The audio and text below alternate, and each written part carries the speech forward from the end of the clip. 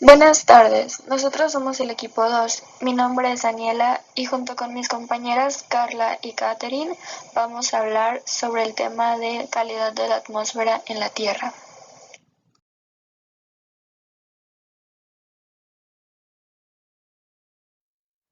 Los objetivos de este tema son concientizar a los ciudadanos sobre las acciones que perjudican la calidad del aire, informar a las personas sobre acciones para mejorar la calidad de la atmósfera, conocer límites permisibles de sustancias contaminantes, analizar las diferentes gráficas de muerte en el mundo debido a la mala calidad del aire, conocer las diferentes muertes que existen por contaminación del aire, informar sobre las acciones que las personas pueden evitar para no contaminar el aire y, por último, tratar temas que permiten entender la problemática del aire en la Tierra.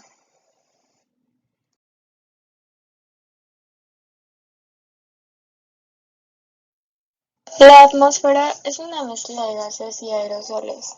La creciente presencia de sustancias contaminantes en la atmósfera, producto de diferentes procesos naturales y antropogénicos, está asociada con efectos negativos en el entorno y principalmente en la salud humana. Los contaminantes denominados criterio, entre los cuales están monóxido de carbono, dióxido de azufre, ozono y material particulado, son regulados con el objetivo de establecer niveles permisibles que protejan el medio ambiente y el bienestar de la población.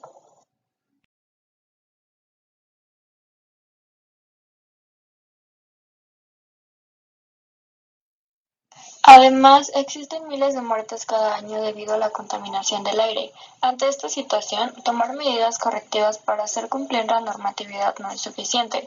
Esto ha generado la necesidad de realizar mediciones específicas de aquellos contaminantes que afectan en mayor proporción a la población y de informar oportunamente sobre el estado de la calidad del aire, para facilitar a las autoridades ambientales y a los mismos habitantes tomar medidas encaminadas al sostenimiento ambiental y a la protección de la salud pública.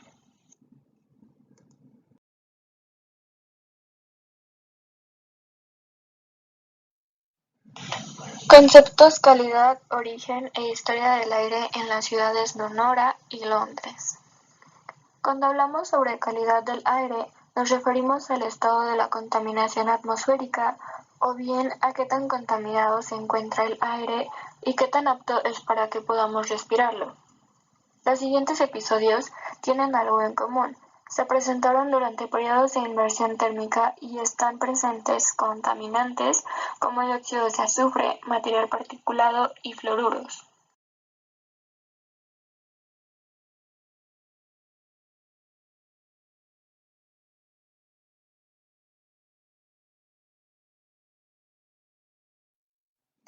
Vamos a empezar hablando sobre Sonora. Sonora es una ciudad que se encuentra en Pensilvania y para 1859 se comenzó a explotar los pozos de petróleo para producir combustible. Después, en la Primera y Segunda Guerra Mundial, se usó demasiado gracias a los tanques y aviones que requerían de este, así que se incrementó la quema de combustible y esto hizo que la industria automovilística fuera causante del 60% de la contaminación atmosférica. Años después, en Sonora, habían dos fábricas, una era la Sonora Zinc Works y la otra era la American Steel and Works. Estas fábricas expulsaban una mezcla de aire muy tóxica conocida como smog. Este tiene bastante densidad, color, aroma, textura en la boca y sin embargo los habitantes de la ciudad no le daban la importancia que debieron y no se preocuparon por hacer un cambio. El 27 de octubre de 1948 ocurrió lo que se conoce como inversión térmica. Esto es, que normalmente el aire caliente suele subir hasta que llega a las capas frías de la Tierra y los contaminantes se marchan, pero en Sonora ocurrió lo contrario. El aire frío se quedó a nivel del suelo y el aire caliente hacía una especie de tapa un poco más arriba, y en este quedó atrapado todo el humo de las fábricas con todos los contaminantes. Entonces había una niebla muy densa donde apenas podías ver y que se fue acumulando por varios días, afectando a toda la población, especialmente a personas mayores y a personas con problemas respiratorios. Las autoridades y los científicos hicieron una investigación sobre lo ocurrido y se descubrió que las emisiones de la planta de zinc, o sea, de la Donora Zinc Works, mataron a la vegetación en un radio de 1 kilómetro alrededor de sus instalaciones, y esta finalizó sus operaciones en 1957. Luego, en el año 1963, la legislación federal puso nuevas medidas contra la polución y en 1970 se creó la Agencia de Protección Ambiental y se crearon los estándares de calidad del aire. Y después, los activistas instalaron una placa y abrieron un museo para recordar lo sucedido.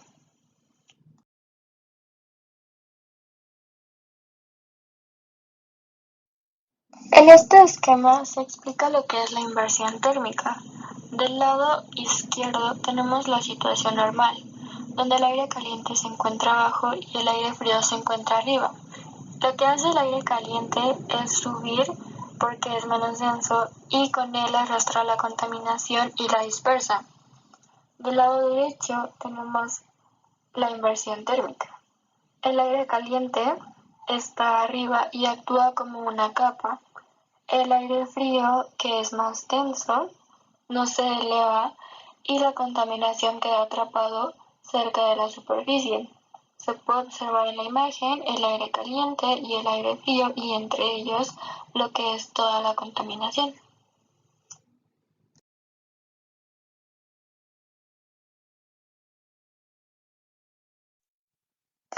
Ahora vamos a hablar sobre la siguiente ciudad. Esta es Londres. Para finales del siglo XVII, el carbón era la principal fuente de combustible de los habitantes de Londres, y con la máquina de vapor su uso se intensificó muchísimo, sumando a esto las fábricas, los barcos de vapor y las locomotoras. Era un muy buen combustible, a excepción del humo contaminante que producía. La quema excesiva del carbón liberaba enormes concentraciones de dióxido de carbono en la atmósfera, provocando en las personas problemas respiratorios, sobre todo en las personas de bajos recursos. Para el año 1899, por el alto nivel de contaminación de Londres, se fundó la National Society for Clean Air and Environmental Protection, con siglas NSCA, teniendo como objetivo buscar soluciones a la problemática. Actualmente se le conoce como Environmental Protection UK, que en su traducción significa Protección del Medio Ambiente del Reino Unido. Pero a pesar de esto, el día 4 de diciembre del año 1952 llegó lo que se conoce como la Gran Niebla, provocada por un frente frío y la ausencia total de viento. Así, el smog producido por las fábricas, el más de medio millón de hogares que utilizaban carbón y el fenómeno de inmersión térmica que se produjo, se mezclaron para hacer esa niebla, y era una densa combinación de contaminantes que afectó Londres por 5 días seguidos. Se estima que se liberó en la atmósfera 1.000 toneladas de dióxido de carbono, 140 toneladas de ácido clorhídrico, 14 toneladas de compuestos de fluorina, además de 370 toneladas de dióxido de sulfuro, que al combinarse con el oxígeno y el agua, se convirtieron en ácido sulfúrico. Durante la niebla, se registró la muerte de al menos 4.000 personas afectadas por los contaminantes y aproximadamente 8.000 personas más murieron en los meses posteriores. Esto registró un aumento del 80% en la tasa de mortalidad. Luego, 4 años después, en 1956, se promulgó la primera ley de aire puro. Esta introdujo zonas sin humo, donde se prohibía la combustión de carbón.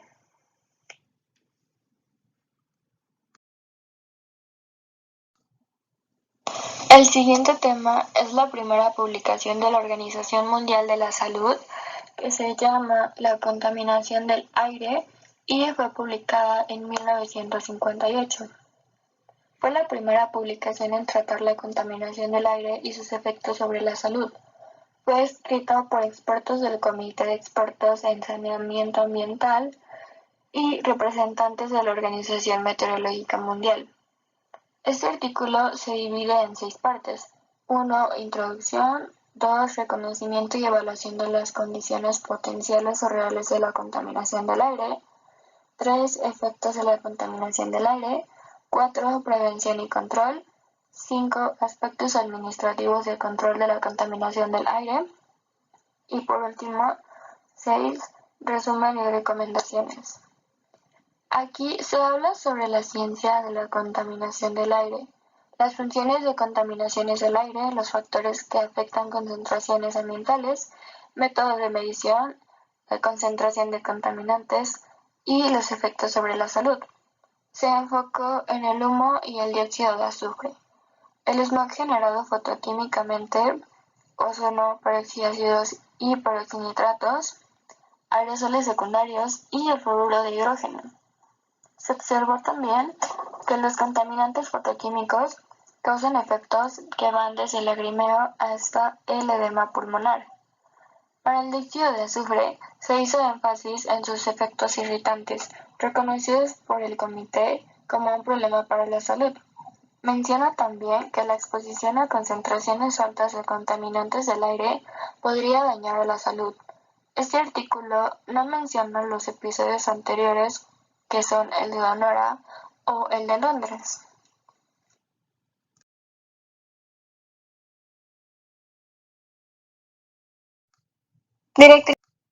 Directrices mundiales de la calidad del aire de la Organización Mundial de la Salud. La contaminación del aire representa un importante riesgo medioambiental para la salud.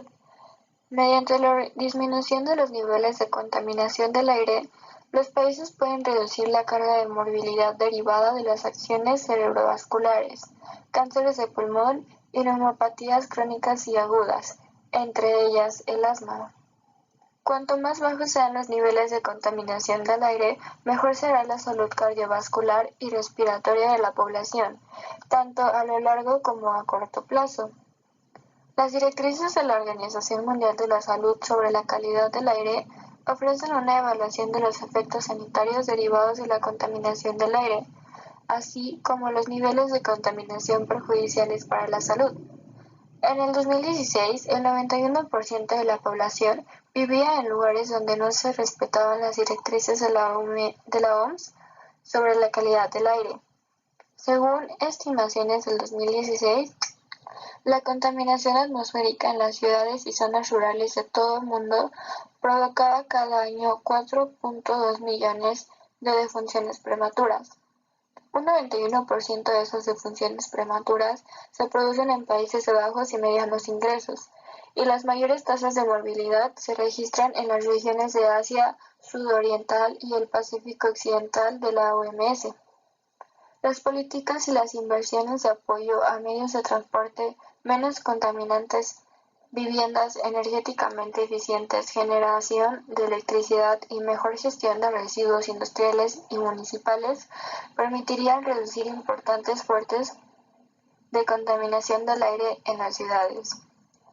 Además de la contaminación del aire exterior, el humo en interiores representa un grave riesgo sanitario para unos 3.000 millones de personas que cocinan y calientan sus hogares con combustibles de biomasa y carbón. Una evaluación del 2013 realizada por la Centro Internacional de Investigaciones sobre el Cáncer de la OMS determinó que la contaminación del aire exterior es carcinogénica para el ser humano y que las partículas del aire contaminado están estrechamente relacionadas con la creciente incidencia del cáncer, especialmente el cáncer de pulmón. También se ha observado una relación entre la contaminación del aire exterior y el aumento del cáncer de vías urinarias y vejiga. Abordar los factores de riesgo de las enfermedades no transmisibles, incluida la contaminación del aire, es fundamental para proteger la salud pública.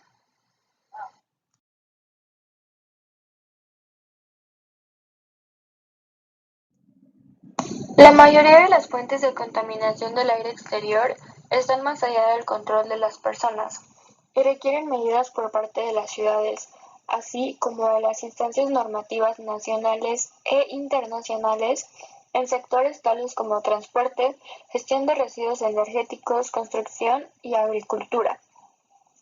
Existen numerosos ejemplos de políticas fructíferas relativas a los sectores de transporte, planificación urbana, generación de electricidad e industria, que permiten reducir la contaminación del aire. En la industria, tenemos la utilización de tecnologías limpias que reduzcan la emisión de chimeneas industriales, gestión mejorada de desechos urbanos y agrícolas, incluida la recuperación del gas metano de los vertederos como una alternativa a la incineración para utilizarlo como biogás. En energía, garantizar el acceso a soluciones asequibles de energía doméstica limpia para cocinar, calentar y alumbrar. En el transporte, adopción de métodos limpios de generación de electricidad, priorización del transporte urbano rápido, las sendas peatonales de bicicletas en las ciudades y el transporte interurbano de cargas y pasajeros por ferrocarril. Utilización de vehículos pesados por motor diésel más limpios y vehículos y combustibles de bajas emisiones, especialmente combustibles con bajo contenido de azufre. Para la planificación urbana, el mejoramiento de la eficiencia energética de los edificios y concentración de las ciudades para lograr una mayor eficiencia. Para la generación de electricidad, aumento del uso de combustibles de bajas emisiones y fuentes de energía renovables sin combustión, solar, eólica o hidráulica. Generación conjunta de calor y electricidad y generación distribuida de energía. Por ejemplo, generación de electricidad mediante redes pequeñas y paneles solares. Y gestión de desechos municipales y agrícolas, con estrategias de reducción, separación, reciclado y reutilización o reelaboración de desechos, así como métodos mejorados de gestión biológica de desechos tales como la digestión anaeróbica para producir biogás, mediante métodos viables y alternativas económicas en sustitución a la incineración de desechos sólidos. En caso en que la incineración sea inevitable, será crucial la utilización de tecnologías de combustión con rigurosos controles de emisión.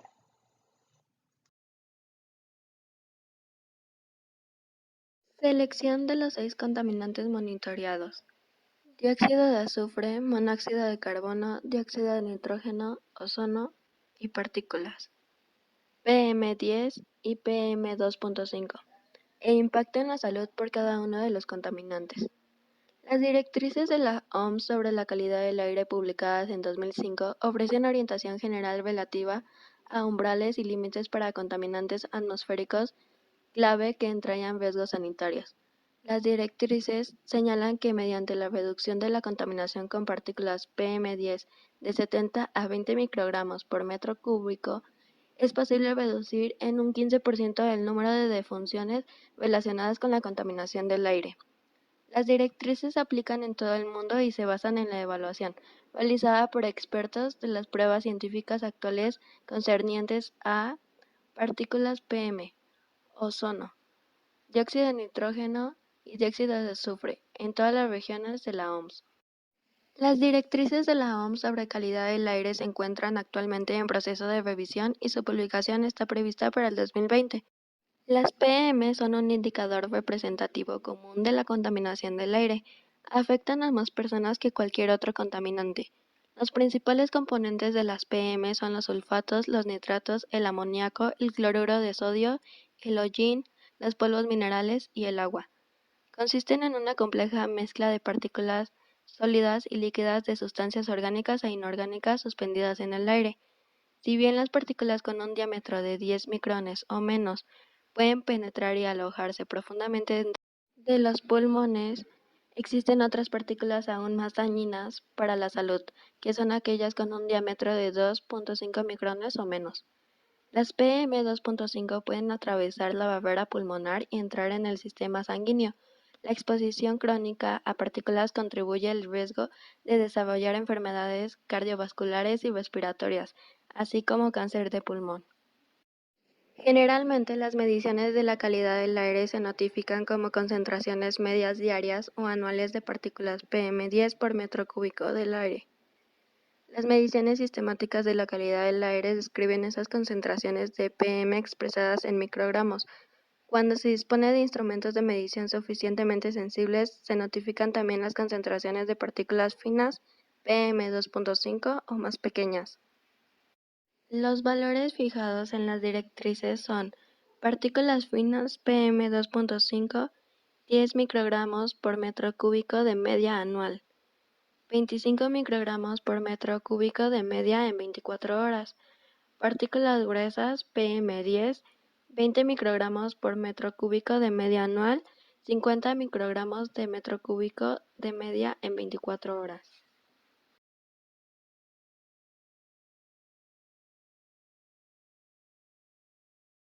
Los valores fijados en las directrices son partículas finas PM2.5, 10 microgramos por metro cúbico de media anual, 25 microgramos por metro cúbico de media en 24 horas.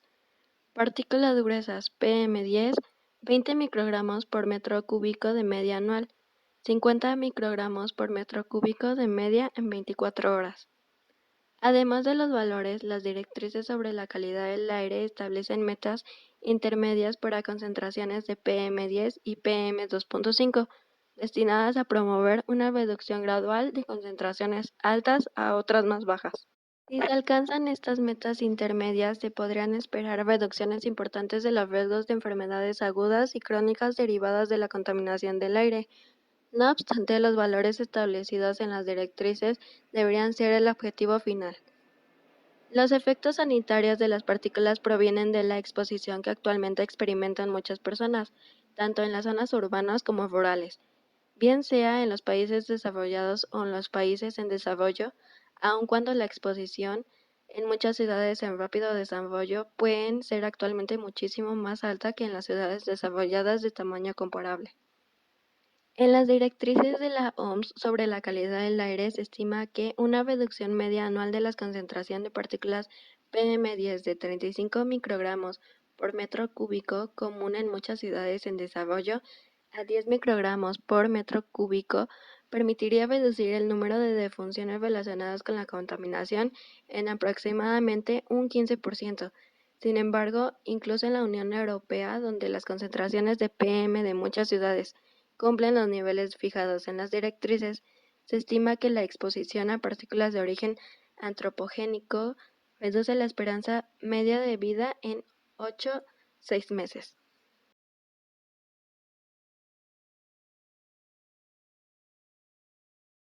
En los países de bajos y medianos ingresos, la exposición a contaminantes en el interior y alrededor de las viviendas como consecuencia del uso de combustibles en estufas abiertas o cocinas tradicionales incrementa el riesgo de infecciones agudas de las vías respiratorias inferiores, así como el riesgo de cardiopatías, neumopatía obstructiva crónica y cáncer de pulmón en los adultos.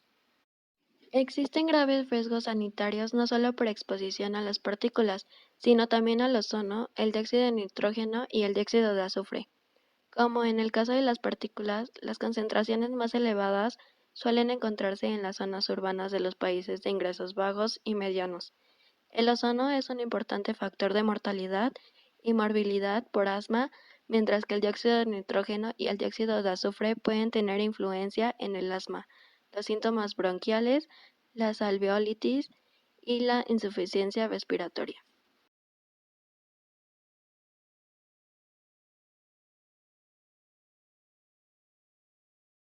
El ozono a nivel del suelo, que no debe confundirse con la capa de ozono en la atmósfera superior, es uno de los principales componentes de la niebla tóxica. Este se forma por la reacción con la luz solar, fotoquímica, de contaminantes como los óxidos de nitrógeno, procedentes de las emisiones de vehículos o la industria y los compuestos orgánicos volátiles emitidos por los vehículos, los disolventes y la industria. Los niveles de ozono más elevados se registran durante los periodos de tiempo soleado. Los valores fijados en las directrices son: ozono 100 microgramos por metro cúbico de media en 8 horas. El límite recomendado en las directrices de la OMS sobre la calidad del aire de 2005 se redujo del nivel de 100 microgramos por metro cúbico establecido en las ediciones precedentes de esas directrices 1 y 2 a raíz de pruebas concluyentes sobre la relación entre la mortalidad diaria y las concentraciones de ozono inferiores. Como contaminante atmosférico, el dióxido de nitrógeno puede correlacionarse con varias actividades. En concentraciones de corta duración superiores a 200 microgramos por metro cúbico, es un gas tóxico que causa una importante inflamación de las vías respiratorias. Es la fuente principal de los aerosoles de nitrato que constituyen una parte importante de las partículas PM2.5 y en presencia de luz ultravioleta del ozono. Las principales fuentes de emisiones antropogénicas del dióxido de nitrógeno son los procesos de combustión, calefacción, generación de electricidad y motores de vehículos y barcos. Valores fijados en las directrices del dióxido de nitrógeno son 40 microgramos por metro cúbico de media anual, 200 microgramos por metro cúbico de media en una hora. El valor actual de 40 microgramos por metro cúbico de media anual, fijado en las directrices de la OMS para proteger a la población de los efectos nocivos para la salud del dióxido de nitrógeno gaseoso, no ha cambiado respecto al recomendado en las directrices anteriores.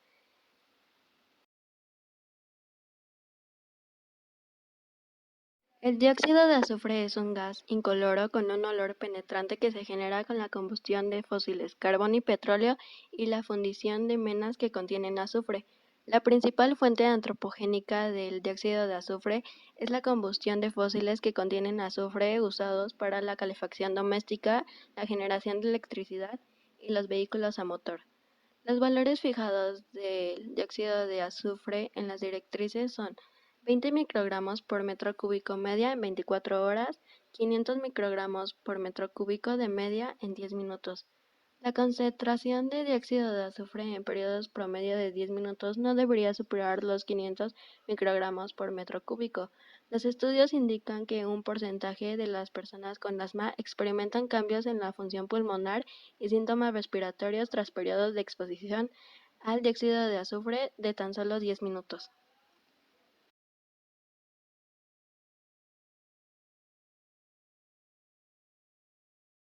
Aquí tenemos una tabla que muestra los límites permisibles de cada contaminante de acuerdo con las normas internacionales.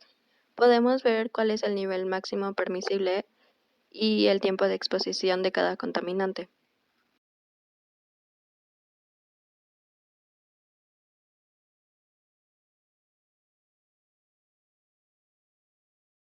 Índice de la calidad del aire en el planeta. Aquí mostramos un mapa que sacamos de una página web que muestra la calidad del aire en los diferentes países del mundo. El índice de calidad del aire se basa en la medición de partículas PM2.5 y PM10, ozono, dióxido de nitrógeno, etc. Dependiendo del color del indicador que se muestra en distintos puntos, significa qué tan buena o mala es la calidad del aire y cuánta contaminación hay y si ésta representa algún riesgo para la salud de las personas. Por ejemplo, el color verde significa que la calidad del aire es buena y se considera satisfactoria y la contaminación del aire representa poco o ningún riesgo para la salud de las personas. El color amarillo significa que es moderada. La calidad del aire es aceptable. Sin embargo, para algunos contaminantes puede haber un problema de salud moderado para un número muy pequeño de personas que son inusualmente sensibles a la contaminación del aire. El color naranja significa que no es saludable para grupos que son sensibles. Los miembros de grupos sensibles pueden experimentar efectos en la salud. El público en general no es probable que se vea afectado. El color rojo claro significa que es insalubre y que todos pueden comenzar a experimentar efectos en la salud. Los miembros de grupos sensibles pueden experimentar efectos de salud más graves. El color morado significa que es muy poco saludable y hay advertencias sanitarias de condiciones de emergencia. Existe la posibilidad que la población entera se vea afectada. Y el color rojo fuerte significa que es peligroso y es una alerta de salud, que todos pueden experimentar efectos de salud más graves.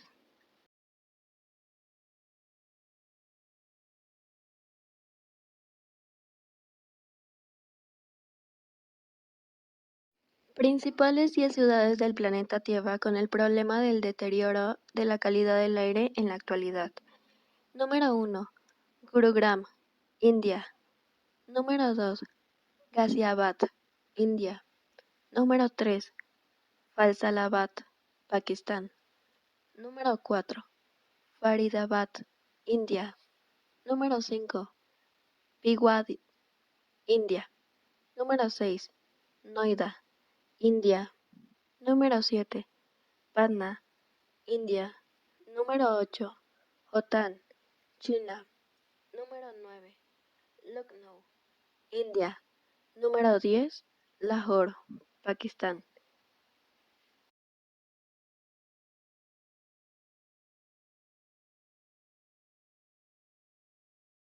Principales 10 ciudades del planeta Tierra con la mejor calidad del aire en la actualidad.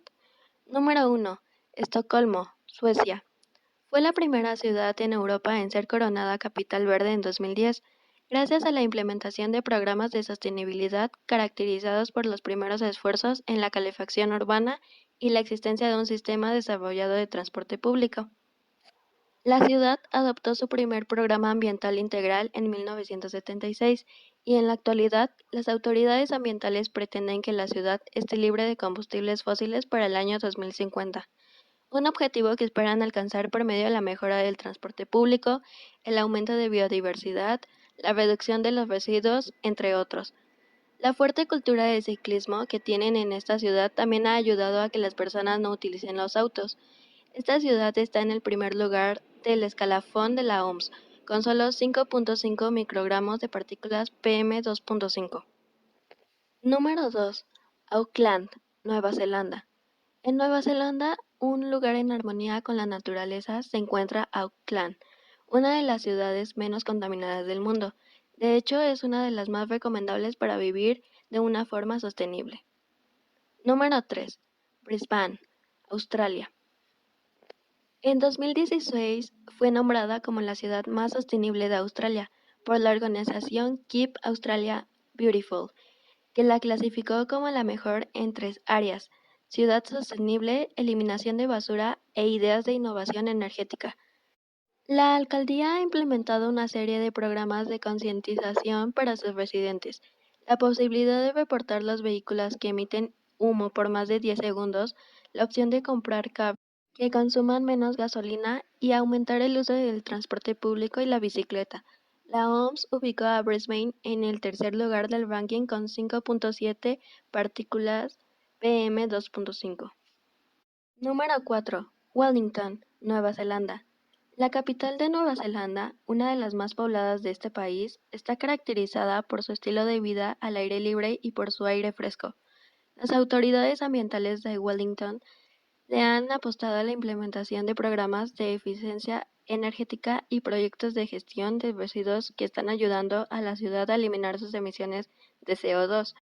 Tienen 6.2 partículas PM2.5 en su aire y es la cuarta en el escalafón. Número 5. Boston, Estados Unidos.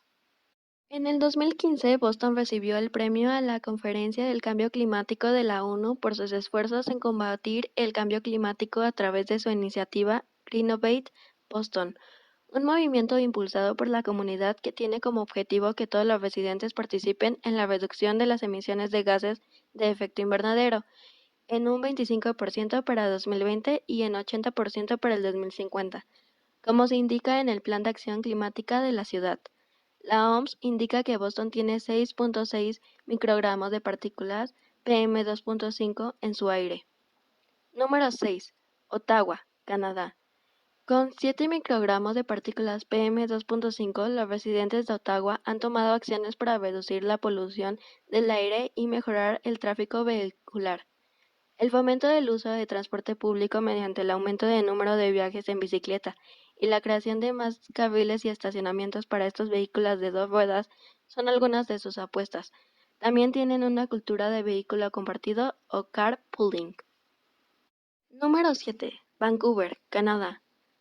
¿Por qué las metrópolis canadienses obtienen tan buena puntuación? Se debe a sus políticas concretas en materia ambiental para mantener un buen nivel en la calidad de su aire. También ayuda que estas ciudades cuentan con una baja densidad de población. Todo esto mejora los niveles de contaminación del aire. Número 8. Edimburgo, Reino Unido. La capital escocesa pretende reducir las emisiones de carbón en un 40% y usar tecnologías alternativas para el transporte para el 2020. Escocia le ha apostado a las energías renovables, sobre todo las energías eólicas como los molinos de viento y las energías marinas. Este país tiene el 25% de los recursos eólicos de Europa según datos del Scottish Development International. El 10% de la energía undimotriz que genera energía a través de las olas marinas y el 25% de la energía mareomotriz de las mareas. De acuerdo con la investigación sobre la calidad del aire de la OMS, Edimburgo tiene 7.5 partículas PM2.5 en su atmósfera. Número 9. Sydney, Australia.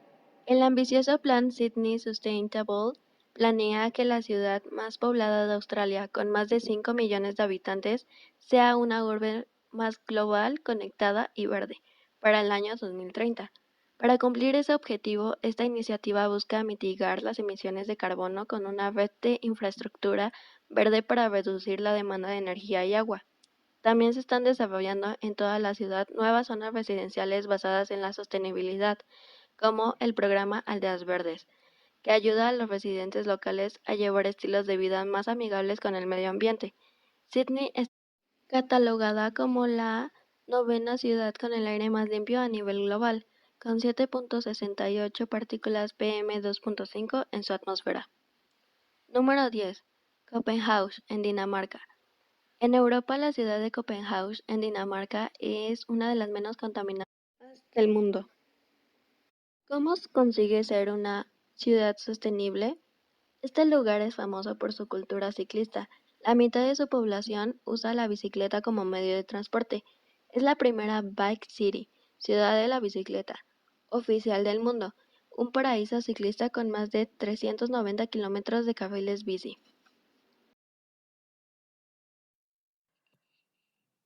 Día Mundial de la Reducción de las Emisiones de CO2, 28 de enero.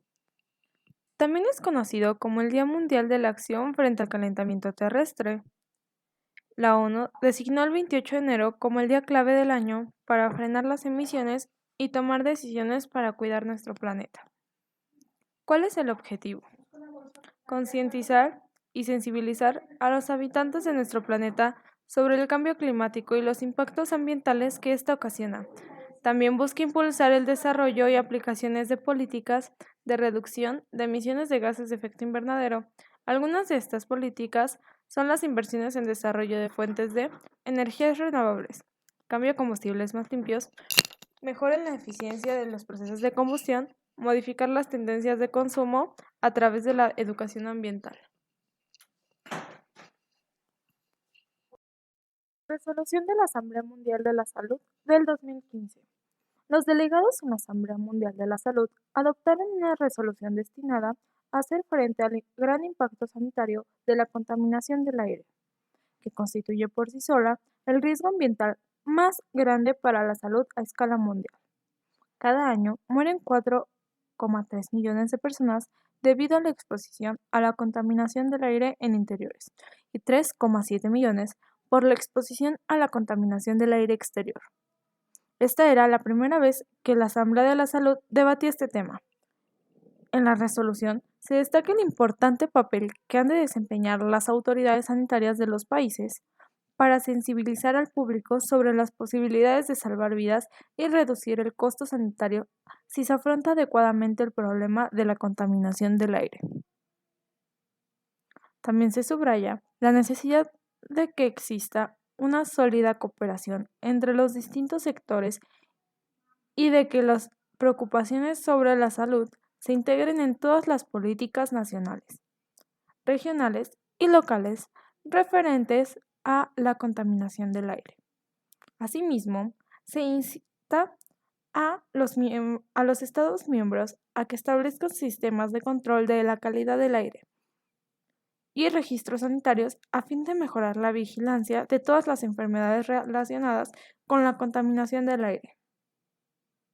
Fomenten la adopción de prácticas tecnológicas y combustibles limpios para la coacción de alimentos, la calefacción y la iluminación, y fortalezcan la transferencia internacional de conocimientos especializados, tecnologías y datos científicos relacionados con la contaminación del aire.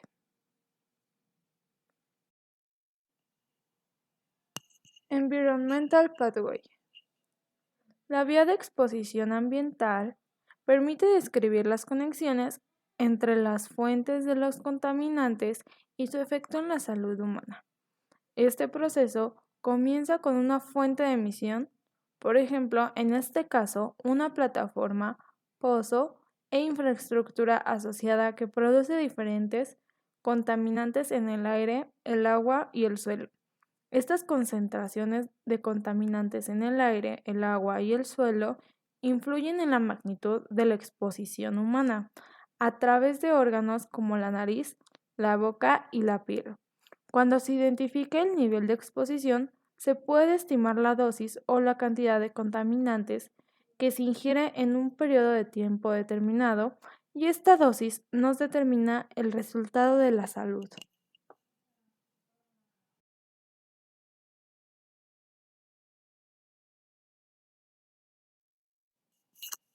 Muerte prematura debidas a la contaminación atmosférica.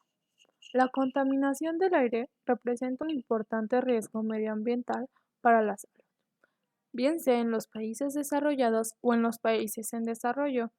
Se estima que la contaminación ambiental del aire, tanto en las ciudades como en las zonas rurales, fue causa de 4,2 millones de muertes prematuras en todo el mundo por año.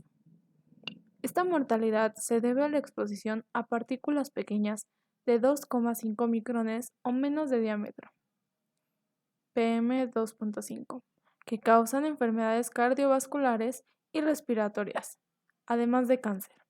Según estimaciones de 2016, la contaminación atmosférica de las ciudades